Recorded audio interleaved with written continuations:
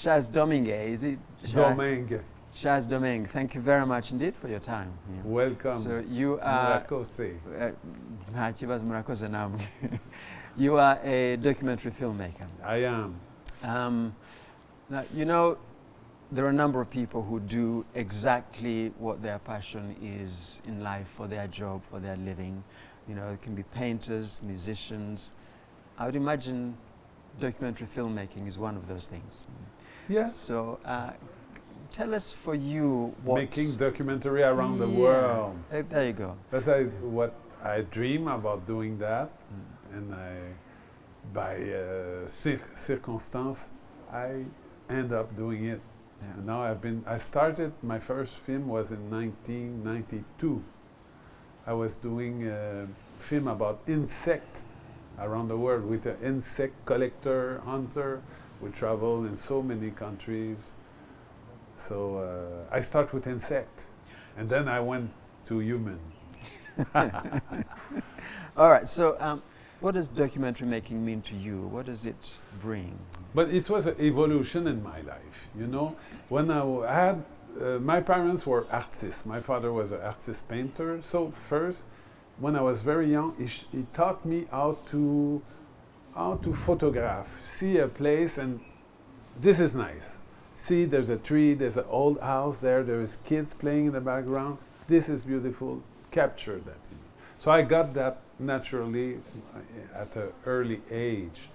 But we live in a house just by a river, large river in Canada, where boats coming from all over the world were stopping there, going to Montreal, Canada. And the marine people, they would walk in front of the house. And my father, he would say, come inside, have dinner with us. So I was very young and I met people from Nigeria, South America, and I was like, oh, I have to go there. So at 14 years old, I was already pretty tall. I changed my paper. I scratched the date of birth, and I was 18 years old, and I started traveling with no money. I was crazy about traveling, hungry of discovering new people, new culture. So I was, and my parents, they say, oh boy, this one is different than my brothers that were studying. So they let me go. And finally, I had to, a little bit older, I had to work. So I started writing journalists around the world. So you've lied about your age, you made yourself 18 and you started traveling. Yeah, just to be able to travel. I was hitchhiking. You know, hitchhiking is like you stop a car, they say, what do you want? I'm going next city. So I went all across Canada, 5,000 kilometers. From there, I went all across USA, to Mexico, to Guatemala. And finally, I made a U-turn and came back. And my parents, they say, oh my God, okay, we have a problem with this one, or he got his passion.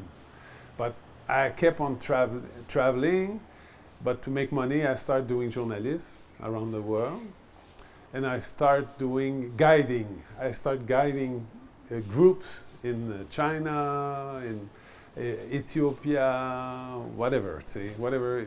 And finally, I went to university, but at a little bit late. And I study journalism, I study filmmaking, and since then I've been doing films. Yeah, 60 countries, many, many documentaries. Okay, so how does the connection with Rwanda come? Bon, I was traveling all around South America and Europe, and one day I had the occasion to film in West Africa. And then I fell in love, you know, because here it's not gold, it's not petrol, it's human. That's their main, how do you say, they shake your hands and it takes 5 minutes to shake. See, they go and present you and they keep your hands and I say, oh wow, see, humans are precious here and the human relation. So I fell in love in Africa. And then I went to Togo, to Benin, Burkina Faso, Senegal, Ivory Coast. And then I made a big movie in Ethiopia. a 70 minutes film about Ethiopia, where the clock never stopped 2,000 years ago. In some places, it didn't change for the last 2,000 years. Some tribes, they listen to the same music for 2,000 years, the same food. This is the only country that was never invaded, so they have their own calendar. They are in 2016 right now. Yes. So it's like, wow. So I fell in love with Ethiopia. And some people, they heard that I was doing films about Africa, so they asked me, they proposed me to do a film about Rwanda. But I never heard about Rwanda, never been there. And when I came to Rwanda, I said, oh, but Rwanda is organized, peaceful, but almost too clean for me. You know, I'm used to chaos. Chaos. And Rwanda, it was like quiet, the streets are nice, the police are not corrupted. So I said, am I going to find something to... But then I felt the quality of the people, the, generosity, creativity, reconciliation, so much quality that the planet needs. And then I said, okay, there is something unique in Rwanda, is the people. This is interesting because if you had arrived in Rwanda and you've got your chaos, you've got your corruption, you've got everything else, you've got your lack of cleanliness, that would have been the subject of film. But because you didn't have that, you needed to find something else, and you find something a bit more valuable. Would that be a correct interpretation? Yes, but when I go, let's say I'm doing a film in Burundi or Kenya, oh yes, it's not so clean, but I will always look for the beauty of and there is, even in this chaotic country. But here, the beauty is in the eyes, in the smile, in the organization, the government that is helping, improving. So it's different. Rwanda is unique in Africa, It's the heart of Africa. I mean, me that I dream of having a place to live in Africa, of course, it has to be in Rwanda. All right, so let's talk about the film. Then you see all of this, and then slowly a film is emerging out of your mind. What kind of film comes? How does this happen? It takes time. In Rwanda, it takes longer because of the history. It takes time to have the confidence of the people, but once you have it, everything is possible. So it took me a few trips. It's my 8th trips to Rwanda. But also I got caught in COVID times, so Rwanda was, everybody was wearing a mask. So for me, it's not interesting to film a person with a mask. Yeah. So it took time, but now I have 2 documentaries ready to be seen about Rwanda. Let's talk about your first documentary. What, if anybody wants to see it, what will it tell them about Rwanda? What do you want to tell them about the Rwanda? first one? Yes. Rwanda, le paradis retrouvé. How would you translate that in English? Paradise found. Paradise. But found... Rediscovered. Rediscovered. Because I think that Rwanda had some sort of harmony before the colonization. The Twa, the Hutu, the Tutsi, the king. There was an harmony. But then the colonization destroyed that, and we know the story. But now it's back to like it was before. Hopefully, even better. But people are struggling, but still, it's a good place to be. So that film is about. It's not about the genocide, not really. Of course, I have to explain at the beginning, but it's about how a country went from the worst to the best. An example of humanity at its best. And after that, I made a second documentary concerning a song from a Canadian singer that did not know that his song was playing in Rwanda in 1994. Song Quand on est en amour. It's a love song, simple song that talks about when everything seems dark, there will be a hand offered to you and give you hope and this and that. But this song was just a Canadian song. This guy was famous in Canada. And one day, he was in a restaurant, and the African lady came to see him and said, "Are you Mr. Normand, Patrick Normand?" He said, "Yes." She said, "I come to thank you because one day you saved my life with your song. I was hiding from the génocidaire. My family was being destroyed, but your song helped me survive and give me hope, and I came here to thank you." And then she disappeared, never saw that woman again. But then she had put a seed on his heart, and his dream was to come one day to Rwanda to see the people that were touched by his song. So by chance or by Imana, who knows, I met this man. And I was talking about Rwanda with enthusiasm. And he said, "Who are you?" See? I said, "Oh, I'm too much into Rwanda at this time." And he said, "Please take me to Rwanda, me and my wife." I said, "Yes, with pleasure." But he's a famous guy in Canada. He doesn't travel. He's just doing his music, concert, TV show. So television in Canada heard about that Patrick Normand was coming to Rwanda. So they helped us to do that documentary. So we were here in last November, filming all sorts of meetings and encounters and lots of human touching stories. And he was very impressed with the country. But very so that's your second film, and it's somehow it's looking at Rwanda's difficult history through a song. Patrick Normand is, I think, as you say, is a very famous folk singer. I think Nashville star. Yeah, Nashville star. And he is now in what, in his 70s? Yeah, I think he's 78. Right. You know, so for him to actually decide to then start traveling, as you say, for the first time. Yeah, to come here. Yeah. What in your conversation, your discussion, what actually drives him to say, "All right, I must go and do this"? Oh, but that's the encounter with the African lady. Yeah. She said, "Your song is not a song anymore. It became mythic. Huh? Yes, mythical. Mythical. It's come, whoa, okay, my song is just, it's more than that."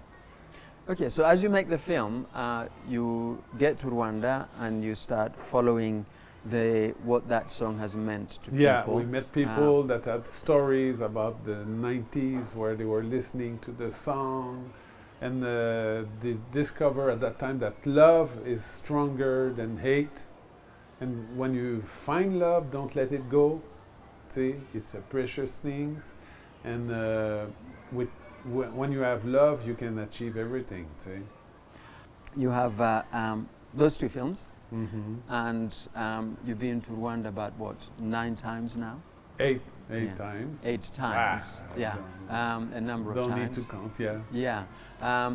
So, as you go through the country, as you go around researching, do you feel that more stories are coming up, or do you feel that you're exhausting the stories? Bon, the last film I finished it few days ago. So usually when you finish a film, you give it, it's like giving your baby, see, and you get into a small depression, see, because am I going to find a passionate subject again, see? It's not easy to find a subject that wakes you up in the morning and say all day you just think about that and find people that will contribute, and it's so I'm looking for new. So I think I found a new subject. Could be the FBI, the story of the FBI. Yeah, it's the RPF. Yeah. For me, they are heroes. See, I mean, they save the country, and also they have the other countries. They don't know what they have achieved. See, so it could be informative. And I mean, the people are still alive. The one who lived that stories from the 90s to up to now, they are still there. There is heroes. For anyone who doesn't know, that's the Rwanda Patriotic Front, which is a movement that also had the military arm, the Rwanda Patriotic Army, which of course ended the genocide, Yeah. and it's now the main political party in Rwanda. So that's a story that you're thinking about. Yeah, I would like to be there. I would like to do that. I would be proud to do something about that. But always with the complicity of my Rwandese friend. It's not just a thing from a Canadians. No, it has to be from the Rwandese. The people who are talks on the camera, they are Rwandese. They have been living that story. So I'm just a part of the machine that makes a film, you know, but I know that I cannot do that by myself. So let's end towards the song again.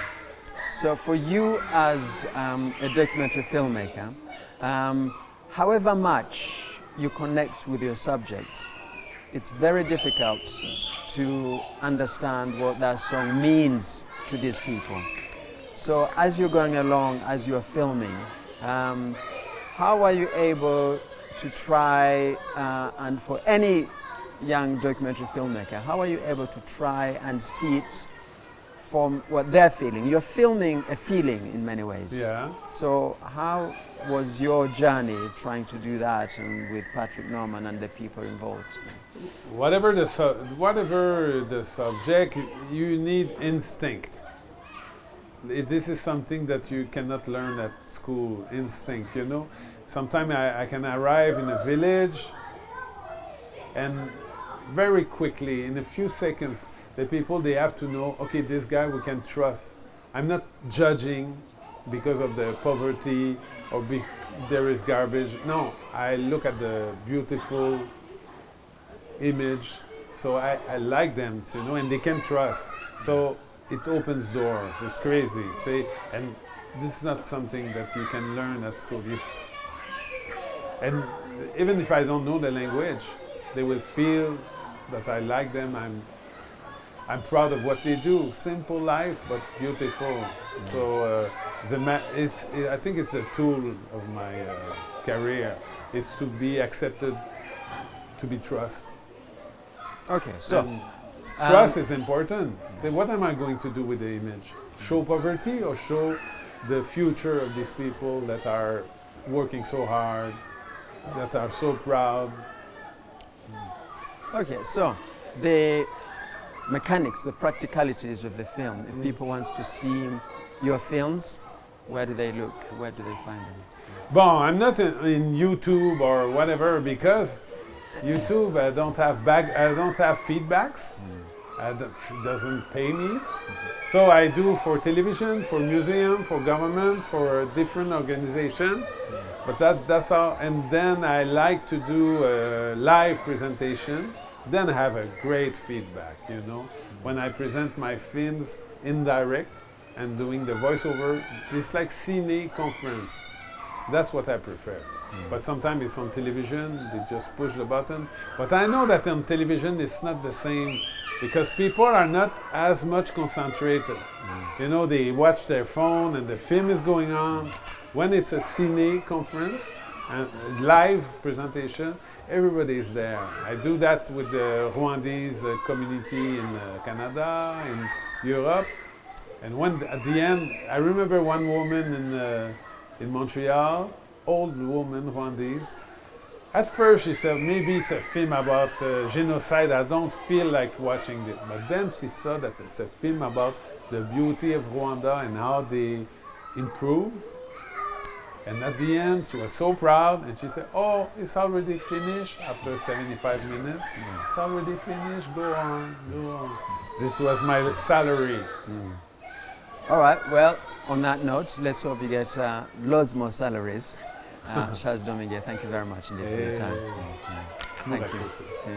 Thank you, Vincent.